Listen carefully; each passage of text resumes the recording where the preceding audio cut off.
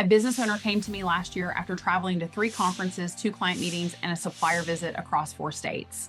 His CPA deducted exactly 0 of his travel expenses, not because the trips weren't legitimate, not because the rules didn't allow it, because his CPA didn't know the rules well enough to feel comfortable claiming them. That cost him over $18,000 in deductions he was legally entitled to. I'm Tiffany Phillips, CPA and Tax Strategist, and today I'm going to show you the business travel deduction rules that most CPAs get wrong and how to make sure you're not leaving thousands on the table every time you hit the road. Before we dive in, let me give you a little background on why I care so much about this topic. I've spent my career working with business owners and real estate investors, and I'll tell you, travel deductions are one of the areas where I see the most money left on the table, not because business owners aren't traveling. They are. They're flying to conferences, driving to client sites, meeting suppliers, and scouting properties. But their CPAs are either too cautious or too lazy to capture everything that's legally deductible. And I get why it happens. Travel deductions have a reputation for being audit magnets. So a lot of CPAs just steer clear entirely. But the truth is, the IRS gives you far more flexibility than most accountants will tell you. The rules are designed to reward good documentation, not to punish you for traveling. And when you understand how those rules actually work, you start to see every business trip differently. So let's talk about what your CPA probably told you and why it's costing you money. Most CPAs handle business travel in one of 2 ways, and both are a problem. The first type is what I call the scared CPA. This is the one who tells you to be careful with travel deductions, discourages you from claiming anything that might look remotely personal, and only deducts the most obvious expenses like flights and hotels. This CPA leaves about 30 to 40% of your legitimate travel deductions on the table.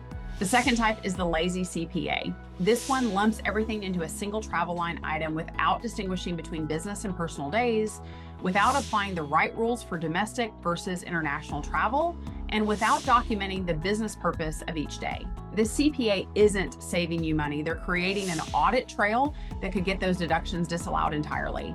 The IRS actually gives you more flexibility than most CPAs will tell you. The rules are designed to reward documentation, not to punish travel.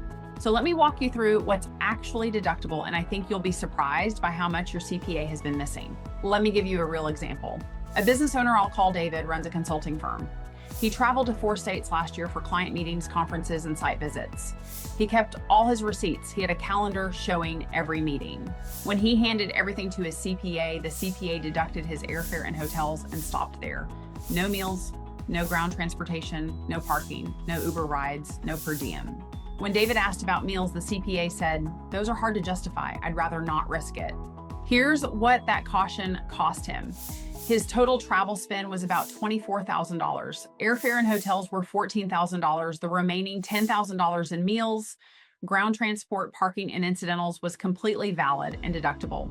At his effective rate, that's roughly $3,700 in actual tax savings that vanished because his CPA was scared of a deduction that the tax code explicitly allows.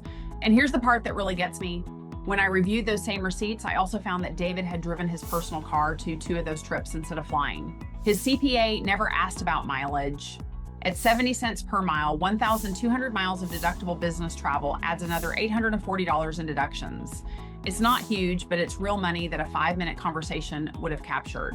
This is what I mean when I say most CPAs are scared of these deductions. They're not being malicious. They're risk averse to a fault. And that risk aversion is costing you real money. A tax strategist's job isn't to be reckless, it's to be thorough. The IRS doesn't reward caution. It rewards documentation. So let's get into the actual rules for domestic travel, because this is where most money gets left behind. The basics your CPA probably gets right are airfare, hotels, and rental cars. Fine, but here's what they miss. Meals are 50% deductible during overnight business travel. And I want to flag something important here. There was a temporary 100% restaurant deduction that expired December 31st, 2022. A lot of CPAs either don't know this change or they're still applying the old 100% rule. Either way, they're getting it wrong. Ground transportation is deductible. Taxis, Uber, Lyft, airport shuttles, rides between your hotel and client meetings, all of it. Parking and tolls, every parking fee, every toll booth, deductible. Baggage and shipping, also deductible. If you ship samples or display materials to your destination, that's deductible. Get this, dry cleaning and laundry. If you're away overnight and need your clothes cleaned for a business meeting, that's deductible. Some CPAs don't even know this one exists. Incidentals, tips to porters, hotel staff, baggage carriers, all deductible. And personal vehicle use, the standard mileage rate for 2026 is 72.5 cents per mile, or you can use actual expenses. CPAs often only ask about flights, never about driving. Here's something else people can miss. The IRS doesn't require you to stay in the cheapest hotel or eat at the cheapest restaurant. The rule is that expenses can't be lavish or extravagant. That's a deliberately generous standard. A reasonable hotel near your client's office is deductible. A $2,000 per night resort suite with a private chef might raise some eyebrows. But normal business travel at normal business prices, all deductible. Your CPA shouldn't be gatekeeping deductions that the IRS itself allows. Now let's talk about international travel, because this is where things get really interesting and where most CPAs completely freeze up. A client I'll call Maria runs an e-commerce brand. She traveled to Paris for a 5-day conference on sourcing and supply chain logistics. She flew out Monday, attended the conference Tuesday through Thursday, met with a supplier on Friday, and stayed Saturday and Sunday for sightseeing before flying back Monday. 7 days total on the ground plus 2 travel days. Her CPA told her, "I wouldn't deduct that trip. It looks like a vacation." When she came to me, I asked for 3 things: her conference registration, her supplier meeting confirmation, and her travel dates. Here's what I found. The conference was 3 full days. The supplier meeting was a half day. Travel days count as business days. And the weekend between her Friday meeting and Monday return flight counted as business days because it was reasonable to stay over rather than fly home and back for 1 day of meetings. So that's 7 business days out of 7 total days. Under the IRS 7-day rule for international travel, if your trip outside the US lasts 7 days or less, not counting the day you leave the US, the IRS generally treats it as primarily for business. That means 100% of her airfare was deductible. All her lodging for business days was deductible. 50% of meals, ground transport, everything. Her total trip cost was $6,800. At her effective rate, that's roughly $2,500 in tax savings. Her CPA almost threw away because the word Paris scared him. This is what separates a bookkeeper from a tax strategist. A bookkeeper sees Paris and thinks vacation. A tax strategist sees the conference registration, the supplier meeting, the day count, and knows the 7-day rule makes that airfare fully deductible. Same trip, same receipts, completely different outcome. Now, for trips longer than 7 days, you need to understand the 75% test. Here's how it works. You need at least 75% of your total days to be business days. If you meet that threshold, 100% of your airfare is deductible. If you fall below 75%, you can only deduct the business day portion of your airfare. Personal days are allocated and excluded. So let's say you take a 12-day trip with 9 business days. That's 75%. Your airfare is fully deductible. But if you take a 12-day trip with only 6 business days, that's 50%. Only half your airfare qualifies. The math matters, and your CPA should be doing it. There's also a special rule for conventions held outside North America. The convention must be directly related to your business. You can't deduct a cruise ship seminar that's only tangentially related to what you do. The IRS actually has a whitelist of approved convention destinations, and yes, that's a real thing. It's attached to publication 463. If your convention is in a non-approved location, you have to prove it was directly related to your trade and that it was as reasonable to hold it there as it would have been in the US. You'd be surprised at how many accountants don't even know these rules exist. They see an international trip and they disallow it entirely. They're not being conservative, they're being ignorant, and ignorance is expensive when it's your money. Let me tell you about one more case that comes up more often than you'd think. A business owner I'll call James traveled regularly for client meetings and industry conferences. His wife sometimes accompanied him. His CPA told him, "You can't deduct your wife's travel, only yours." So James never claimed her airfare, her meals, or her lodging for any trip. Over 3 years, that was roughly $15,000 in missed deductions. Here's the truth. Your spouse's travel is deductible if they have a legitimate business purpose on the trip. If your spouse is an employee of your business and performs real work during the trip, managing your booth at a trade show, handling logistics, meeting with clients, taking notes, their travel is deductible just like yours. The rule isn't that spouse travel is prohibited. The rule is that spouse travel requires a business purpose, just like yours does. Now, James's wife wasn't an employee. She was traveling with him because she wanted to see the cities. And that's fine, but in that case, her expenses genuinely aren't deductible. The problem wasn't the CPA's conclusion. The problem was that the CPA never asked whether she had a business role. He just assumed that spouse meant no deduction and moved on. That's the danger of a CPA who fills out forms instead of asking questions. If your CPA isn't asking about who traveled with you and what they did, they're not doing strategy, they're doing data entry. All right, let's talk about documentation, because this is where the whole thing lives or dies. The IRS doesn't reward good intentions, it rewards good records.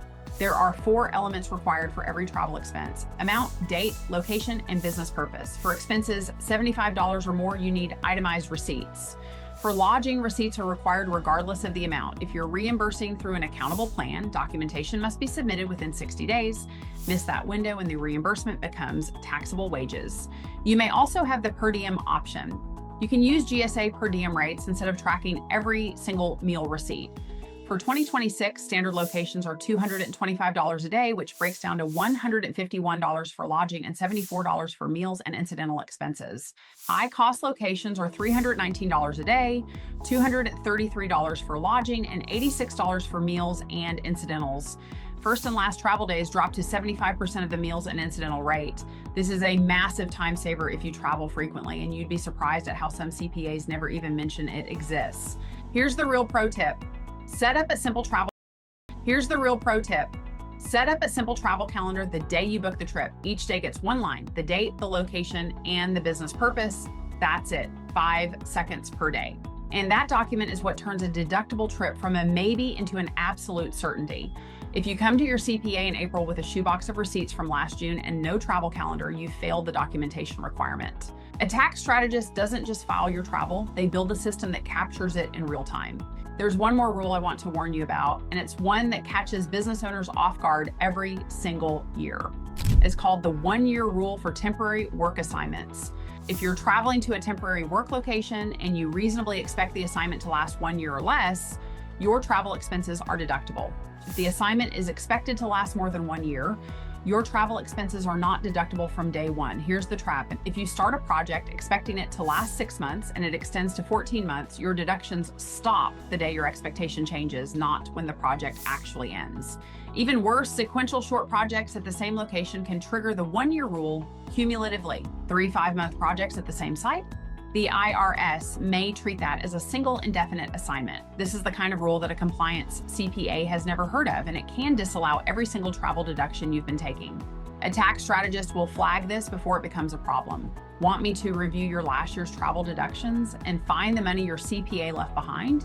Subscribe and comment travel below, and I'll send you my business travel documentation checklist, the same one I use with my clients.